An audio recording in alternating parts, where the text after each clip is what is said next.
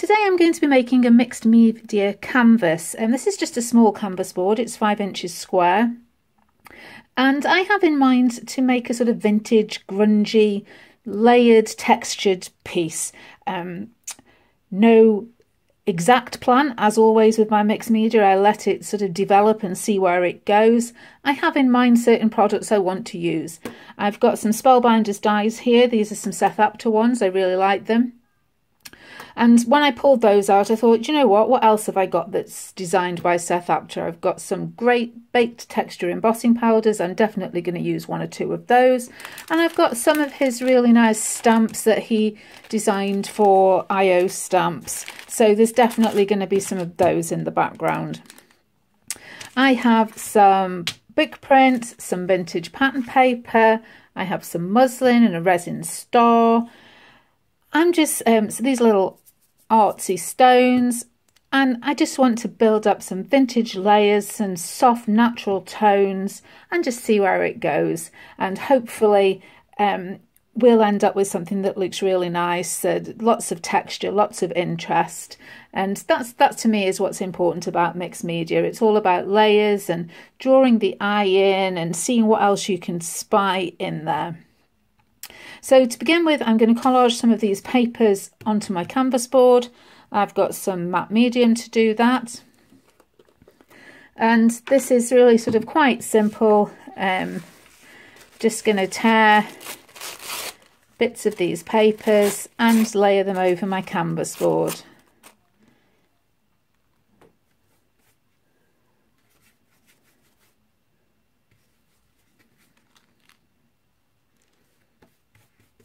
I really love the colour of these vintage dressmaking patterns. I've got a whole load of them that I've picked up from various places, and they vary from cream to quite deep rustic brown tones. And there's just something really nice about them. The way that they layer up, there's the translucency of them, that you start to build up different colours. And it's just really nice to use. These big pages were from a charity shop. Managed to pick up some foreign text books the other week. Knew that they would come in handy for my collage work.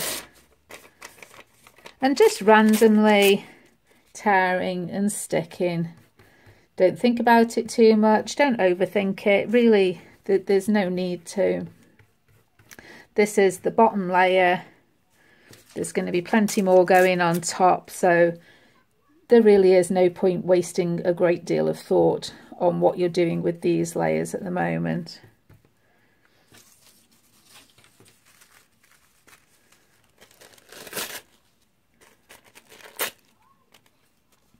So I'm just going to continue until I'm happy.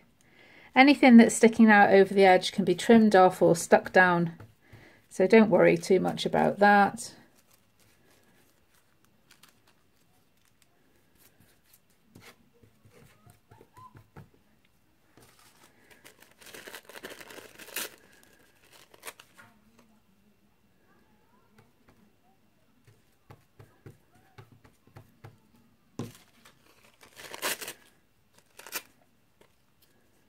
We're almost there now.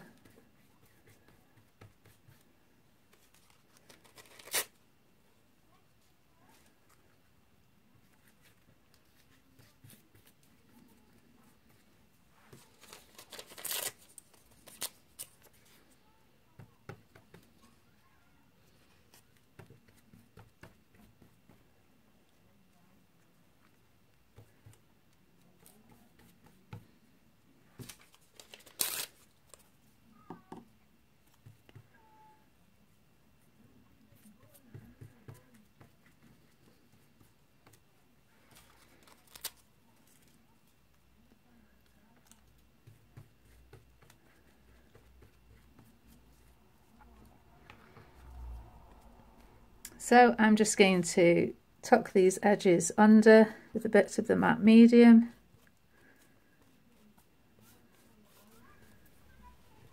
Now that's covered and I've given it a quick dry off with my heat tool. It doesn't take very long to dry the matte medium, but we don't want it to be sticky when we're going to be working on the top of it.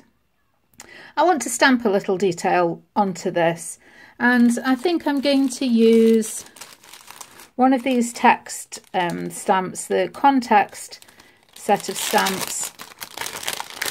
And I'm going to use this one here, which is like broken text. It's sort of a distressed effect.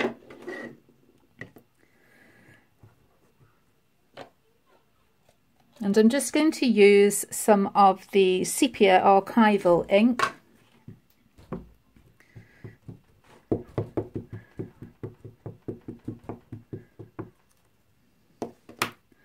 Inking up my stamp.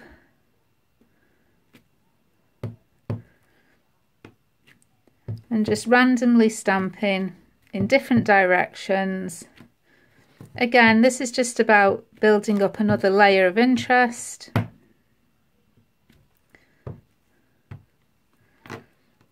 And it just adds a little bit of something else to that background.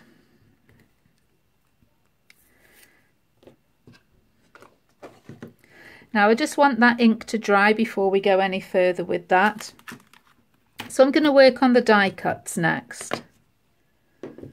And for this, I'm going to use the larger of these two dies out of the set of 3. And what I've done is I've actually cut some from some grey board. This is quite a thin grey board. Obviously these Spellbinder dies have a limit to the thickness of card that they'll cut through. This is a little bit thinner, or about the same as cereal box card, and I've cut 2 of each, and I'm going to glue them together, and that's going to give me a little bit more thickness and a little bit more depth. And for this I'm just using some Cosmic Shimmer acrylic glue. It's what I always use. I put it in these little bottles with the fine tip so that I can apply it quite precisely. And I'm just going to put some glue all over one of the die cuts and then stick the other one on the top. And I'm going to do that for both of the shapes, and I'll be back once I've done that. Now that I've glued my 2 layers together and it's stiffened up quite well, I want to emboss these with some of the baked texture embossing powders. So I'm just using the Ranger Emboss It ink. You can use an ink pad if you want. I find this dabber quite good for chipboard shapes and things like that, rather than use the ink pad. It can wear the ink pad a little bit when you're dabbing on things like this, so I prefer to save the pads for when I'm using them with a stamp.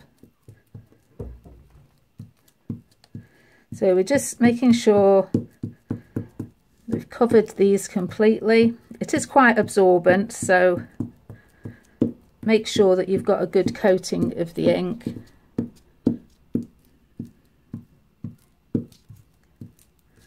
And I want to use a mixture of inks on this. So I'm going to begin with the Patina Oxide, which is a sort of coppery colour with green tones in. I'm also going to put a little of the Ancient Amber on as well, I think, because that's got a real nice gold colour.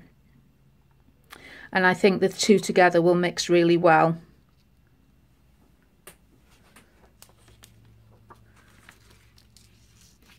So I'm just going to take a clean piece of paper here, coat with the embossing powder,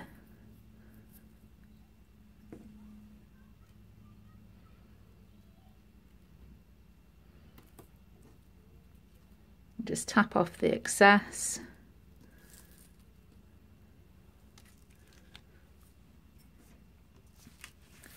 So it looks very, very green like this.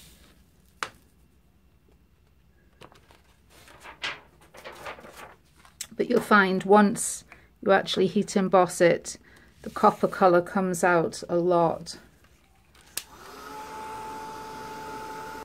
And as you can see, once that melts, it really does change. And that coppery metallic colour shows up an awful lot more.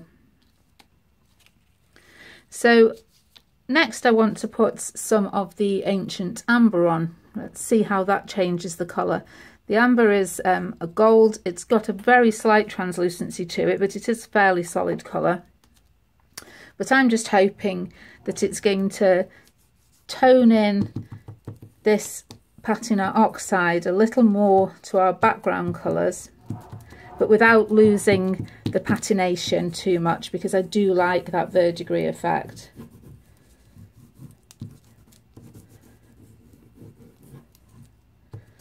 So once again, just making sure I've coated the surface with the embossing ink. Bringing in my piece of paper once again. And this time sprinkling the ancient amber.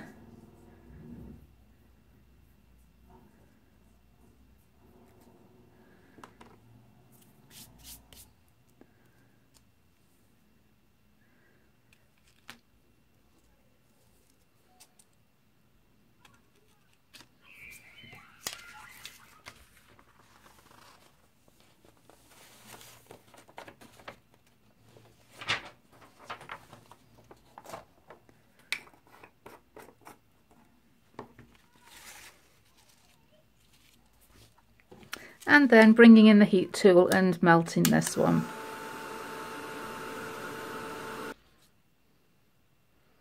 And that's giving a really cool effect. So I've got the gold tone over the top, and but I'm still seeing that slight greenish, the verdigris effect.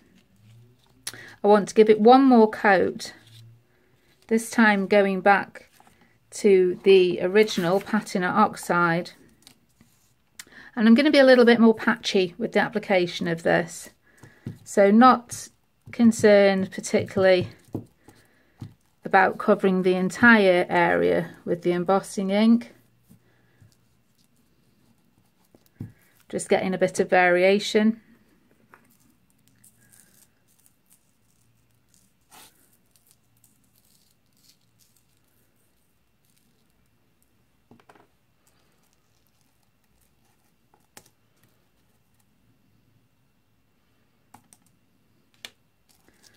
Just tapping away the excess.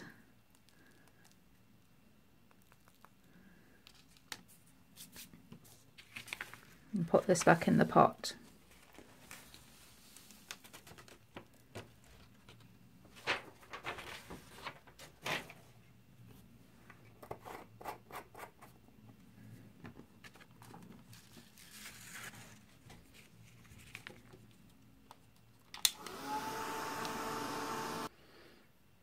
And there we have the finished piece after 3 layers.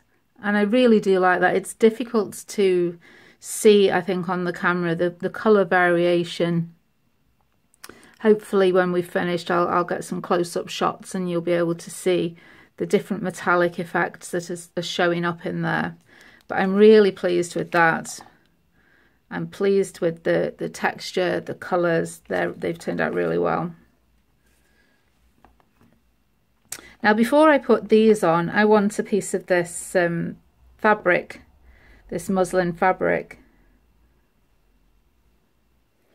And I want to place this on here and use some of the vintage beeswax embossing powder. It gives a really nice tone, and I think it'll help sort of adhere it and merge it on as a layer, but it'll add some colour to it, and I think that will be really nice. So I'm just going to use a little of the matte medium to adhere this,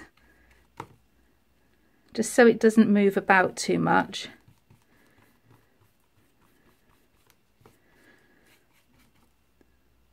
And I'm also hoping that the matte medium will be something that the embossing powder can stick to, and then it won't go everywhere when I heat emboss it.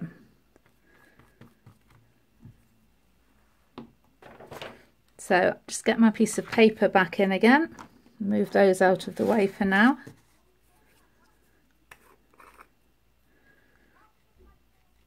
and tip some of this onto the muslin fabric.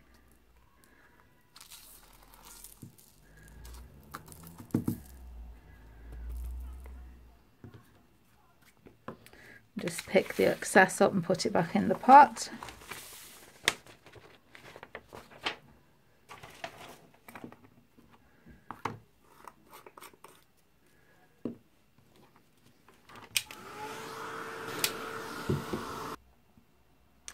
So I'm just going to let that cool a moment, and we're going to build up a couple more layers on there, and I'm going to go back to using the Ranger embossing ink again now that that's held in place.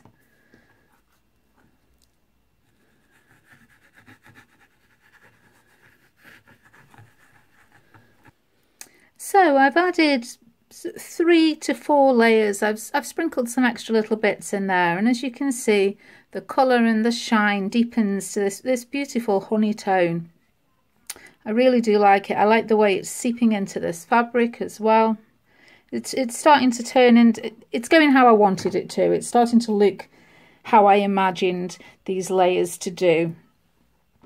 So the next thing I want to do is fix these in place, and these are just going to be glued on.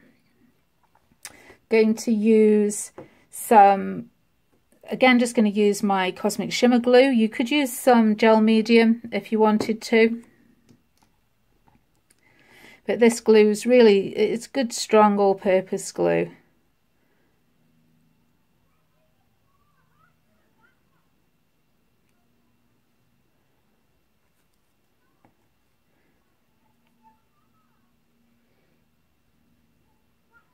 I'm going to place that one on there.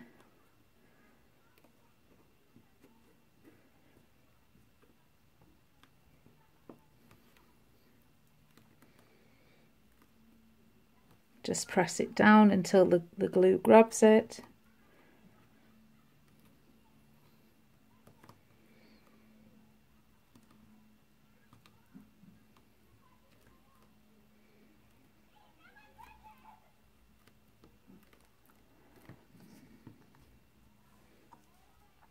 And then I'm going to place the second one just inside.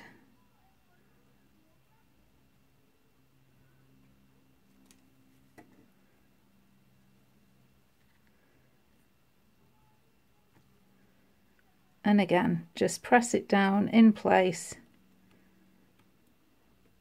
until the glue takes.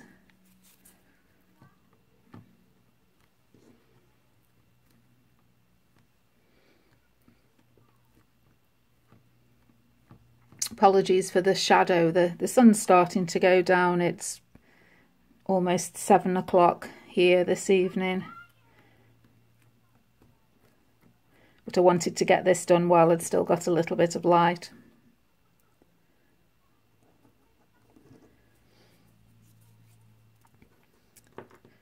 My resin star I want to place in the middle, but I want to give this a paint finish and some texture as well. So I'm just going to set this aside for the moment and give this a base coat with some gesso.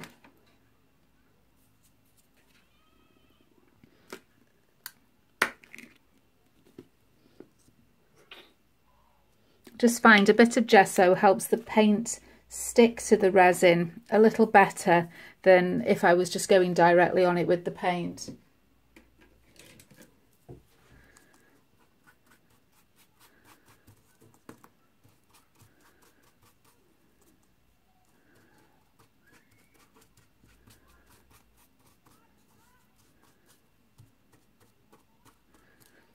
So just making sure that it's dabbed on there liberally. Doesn't matter if there's any brush strokes or blobs, that, you know, that's all going to add to the texture. And again, quick dry with the heat tool. So I want to add a couple of coats of the quinacridone gold in the Deco Media range.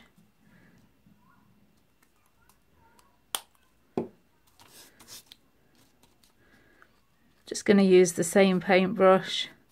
I love this, it's a really good sort of rusty tone, vibrant but slightly transparent.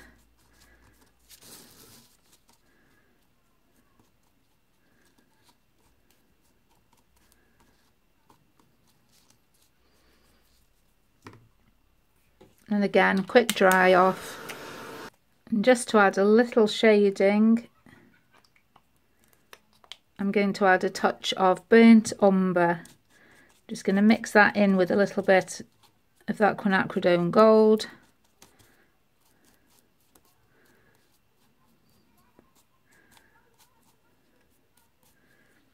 And just randomly painting a little bit on there. So as you can see, we've got some colour on there. Now we want to add a little texture to it. Obviously we've got other textures going on and this is still quite smooth. So for this I'm going to use the chunky rust.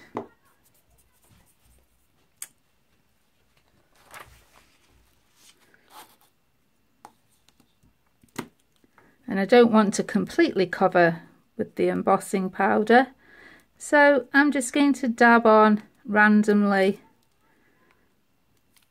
with the ink dabber.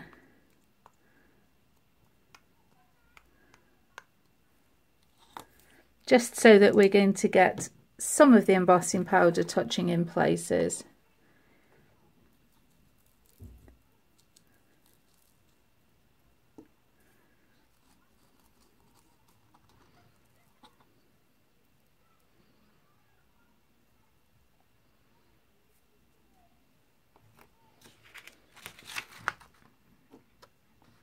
Chunky Rust is such a fun embossing powder. It's got all this flock in there which helps build up a rough surface texture that it just looks so cool when it's used.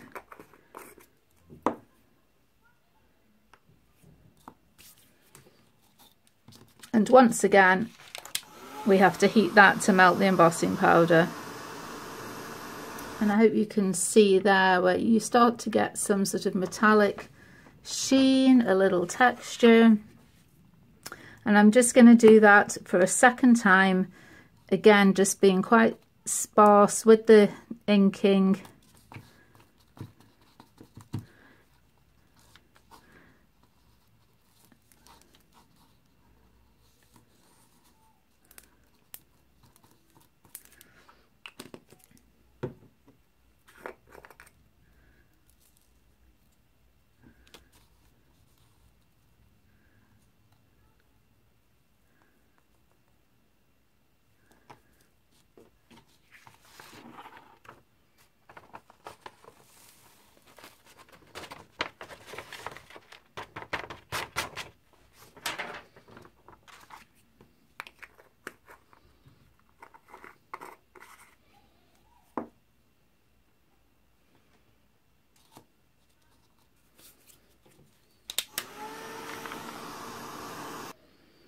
So there we have our rusted resin star.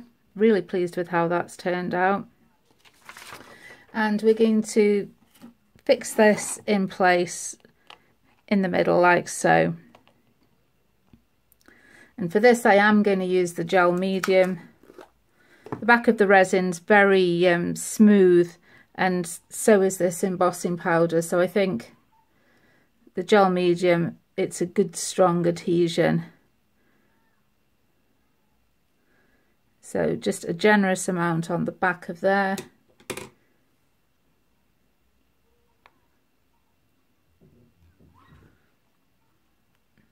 And put it into place in the centre of our canvas here. The last thing I want to add is a few of these artsy stones. These are from Imagination Crafts. And I found the simplest way to apply just a few is to get a little of the gel medium on my brush, dip my brush into the stones, and then carefully just dab the brush where I want a few to stay behind.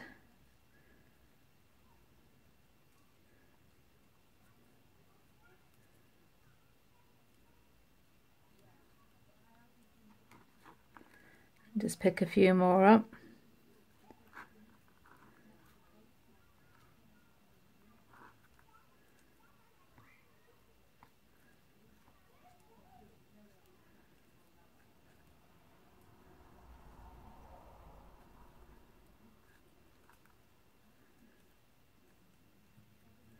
can always move them if they're not quite where you want them.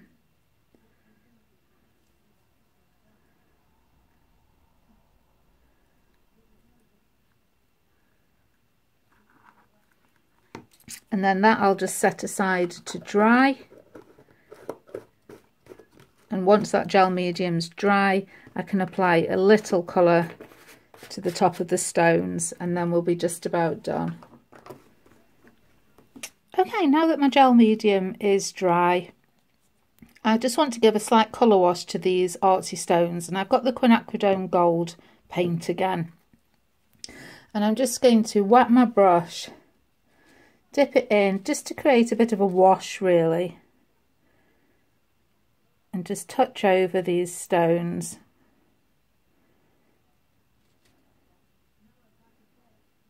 I'm not too concerned if I don't quite get all of them.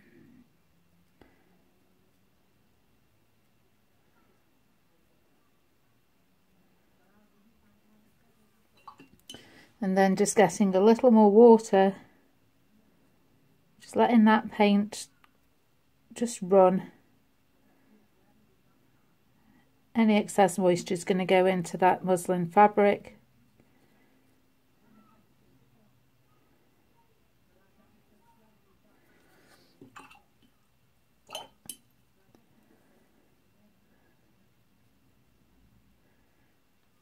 I'm just wetting the brush now, just getting any of the paint off there, off the embossing powder.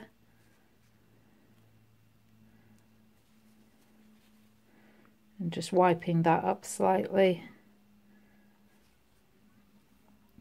And that little bit of colour, apologies for the light here as the sun's moving.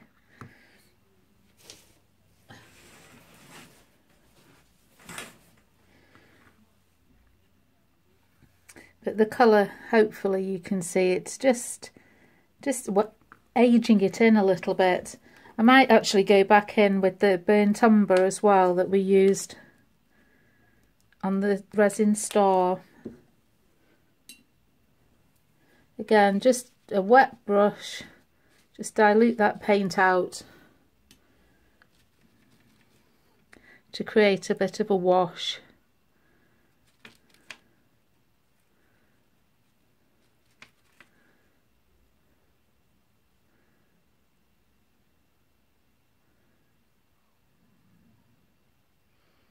And really it's just all about tying in the colours.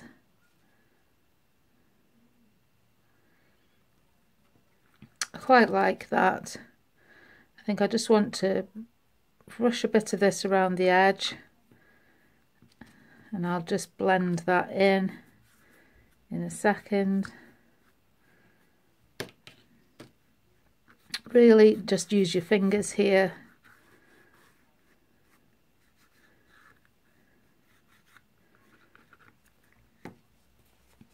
And then just using this baby wipe that's very nearly dry now. Just wiping it back a bit.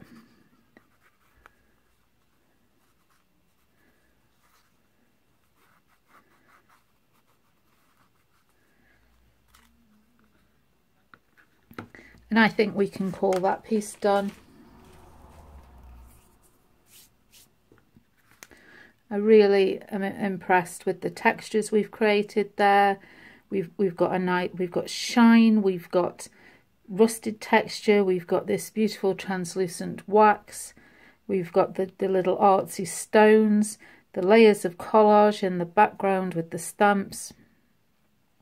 I'm really happy with it. I'm undecided, do I need a word? There's me saying I've finished it, and I tend to like to put a word on it. I'll be right back again in a second. And yes, I found a word. This is one of the Tim Holtz quote chips. I've just used some of the paint that we'd got, the quinacridone gold and the burnt umber, and washed over it because obviously they're on a white background. And yeah, I feel much better. I feel like it's finished now. I've just put that in place with a little of the gel medium, and that'll hold that. So yeah, really pleased with the way this has turned out. I've succeeded in building up lots of layers, lots of texture, creating an aged effect. Hopefully you've enjoyed it. Maybe if you haven't seen these baked texture embossing powders before, maybe you're inspired to go and get some now.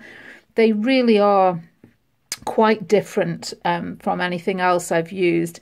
Some are somewhat comparable to ultra thick embossing powder, but there are different size crystals in there which give an uneven texture. There's two-tone colours in there. There are metallic elements, flocked elements. Really, they're very well thought out and well designed, and I can't wait to see some more coming into the range. I haven't got them quite all yet, gradually building up my collection. But if you enjoyed this, as always, leave me a thumbs up, pop me a comment down below. And if you're not already subscribed, then please click that subscribe button if you've enjoyed it. And I shall be back again soon with some more inspiration for you. But for now, that's all for today. So, bye.